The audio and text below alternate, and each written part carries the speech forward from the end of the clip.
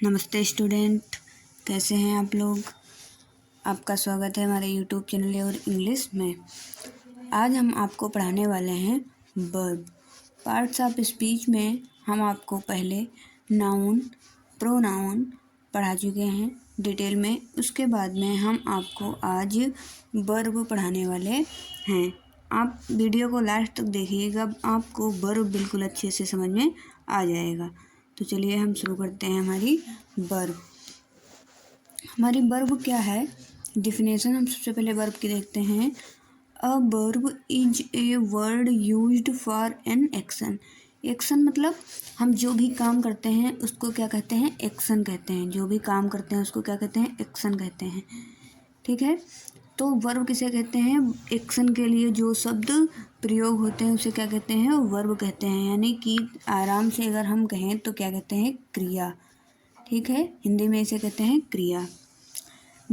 दूसरी हमारी लिखी है, वर्ब कार्य का होना दर्शाता है। जब कोई कार्य होता है तो वो क्या होता है, वर्ब होता है। वर्ब क्या दर्शाता है, कार्य का होना दर्शाता है।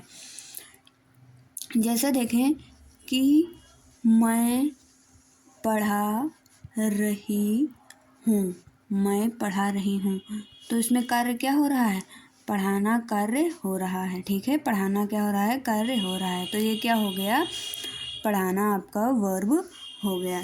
ठीक है, वर्ब को डूइंग वर्ड भी कहते हैं। डूइंग वर्ड मतलब डूइंग माने होता है कार्य कर रहा, यानी कि कार्य करने वाले वर्ड भी कहते हैं। वर्ब का दूसरा नाम क्या है, डूइंग वर्ड। क्या है हमारा, डूइंग वर्ड।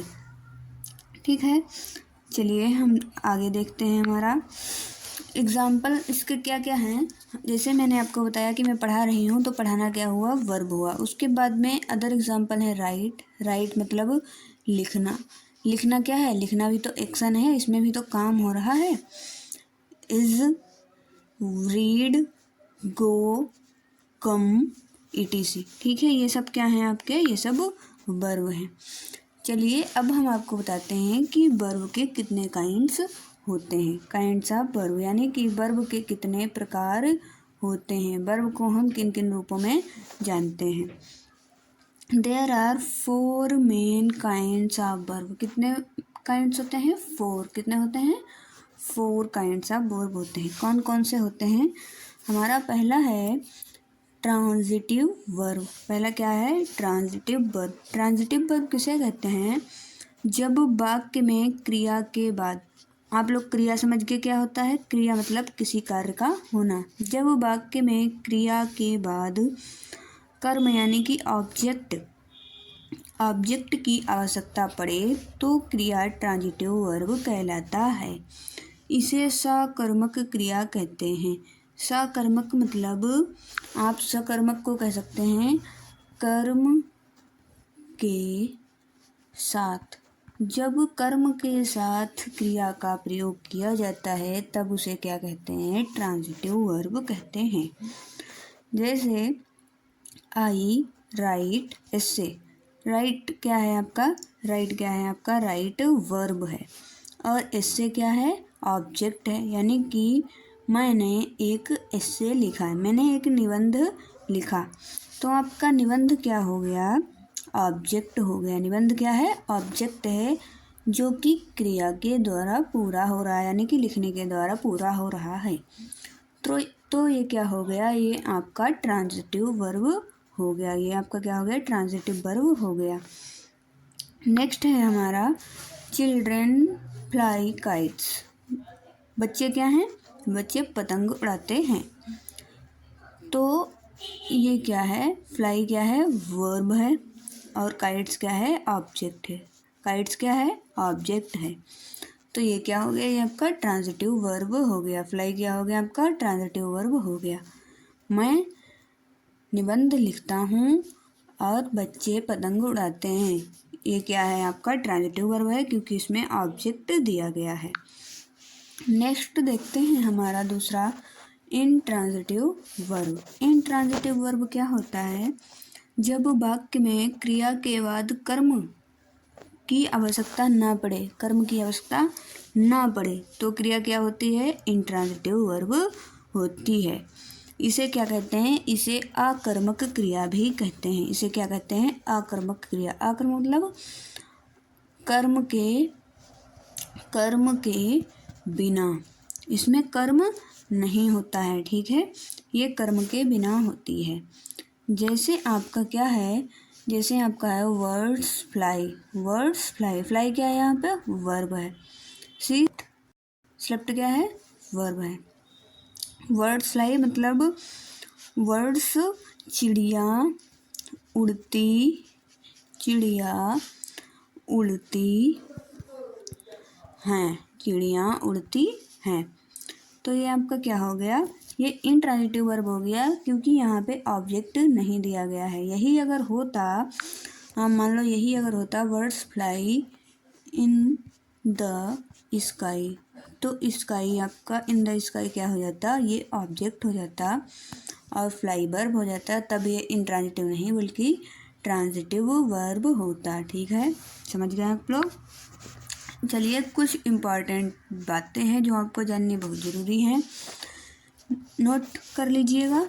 यदि वर्ब ट्रांजिटिव होता है, ध्यान रखिएगा, यदि वर्ब ट्रांजिटिव होता है तो वर्ब के उल्लेख मात्र से, यानी कि वर्ब जैसे ही लिखा जाता है, क्या जैसे सवाल उठते हैं। किस चीज़ के सवाल उठते हैं, क्या। जैसे अभी आपको बताते हैं कैसे। एग्जाम्पल, ही किल्ड, वह उसने मारा, ही किल्ड उसने मारा। आपने इतना पढ़ा, ही किल्ड उसने मारा, आपने पूछा क्या मारा, क्या मारा, तो उत्तर आपको क्या मिला, अ रेबिट। क्वेश्चन आपने पूछा ही किल्ड क्या, उसने क्या मारा, आपको आंसर मिला अ रेबिट, एक खरगोश को। यानी कि जब आप वर्ब और सब्जेक्ट को मिलाकर क्या सवाल पूछते हैं, क्या जैसे सवाल पूछते हैं और उसका आपको आंसर मिल जाता है, तो वो क्या होता है, आपका ट्रांजिटिव वर्ब होता है। ठीक है, ध्यान रखेंगे, बिल्कुल ध्यान रखेंगे। नेक्स्ट हमारा क्या है, लिंकिंग वर्ब। क्या है हमारा, लिंकिंग वर्ब। जब वाक्य के सब्जेक्ट को कोई क्रिया, जब ध्यान दीजिएगा, जब वाक्य के सब्जेक्ट को कोई क्रिया उसके कॉम्प्लीमेंट यानी पूरक से जोड़ती है तो उस क्रिया को लिंकिंग वर्ब या संयोजक क्रिया कहते हैं। ये क्रिया क्या करती है, वाक्य के सब्जेक्ट यानी कि कर्ता को पूरक से जोड़ती है। किससे जोड़ती है, पूरक से जोड़ती है। ठीक है, इसको क्या कहते हैं, लिंकिंग वर्ब कहते हैं। एग्जाम्पल हमारे पास है, यू आर अ स्टूडेंट। ये आपके ज़्यादातर वी फॉर्म वाली, आपकी बी फॉर्म वाली लिंकिंग वर्ब्स होती हैं। यही जो हैं वो सब्जेक्ट को किससे जोड़ती हैं, हमारे सब्जेक्ट को उसके कॉम्प्लीमेंट यानी कि पूरक से जोड़ती हैं। बी फॉर्म कौन कौन सी होती है, is, am, are, was, were, et cetera et cetera. ठीक है, और भी बहुत सारी होती हैं। समझ गए आप लोग बी फॉर्म कौन सी होती हैं।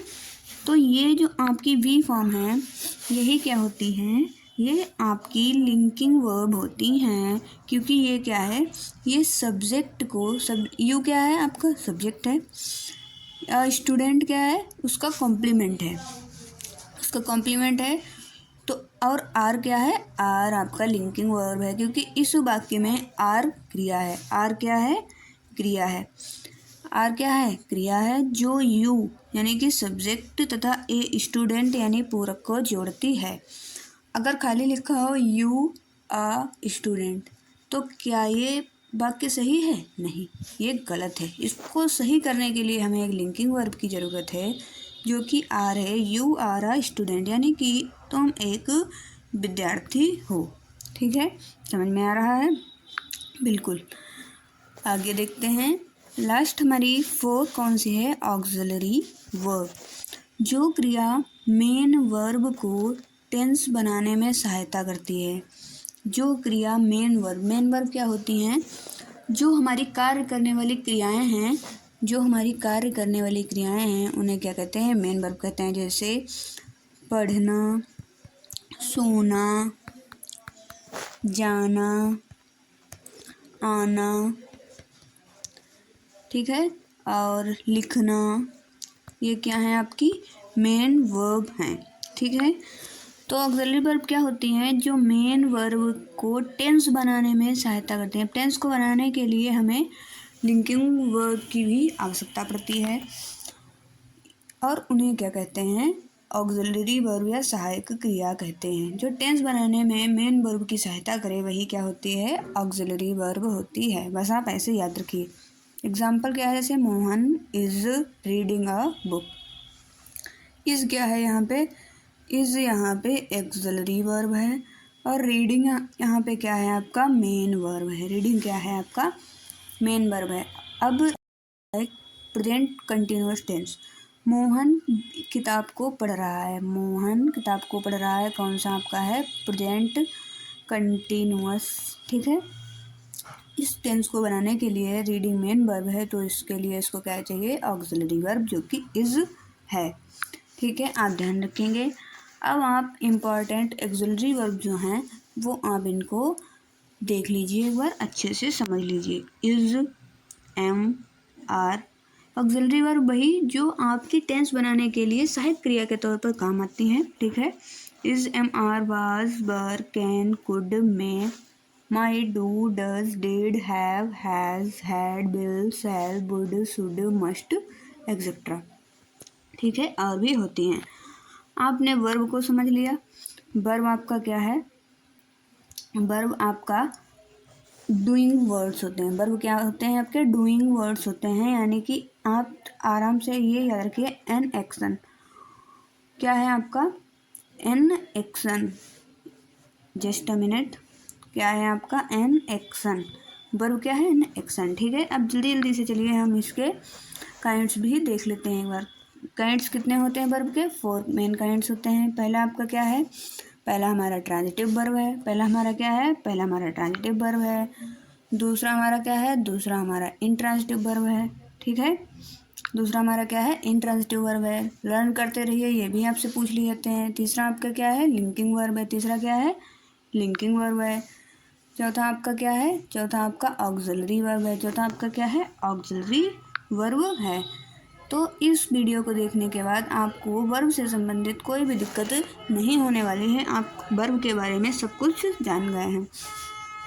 अगर आपको ये वीडियो अच्छा लगा हो तो वीडियो को लाइक और चैनल को सब्सक्राइब ज़रूर कर दें, ताकि हमारे आगे आने वाले जो आप वीडियो हैं वो भी आपको समय से मिलते रहें, ठीक है।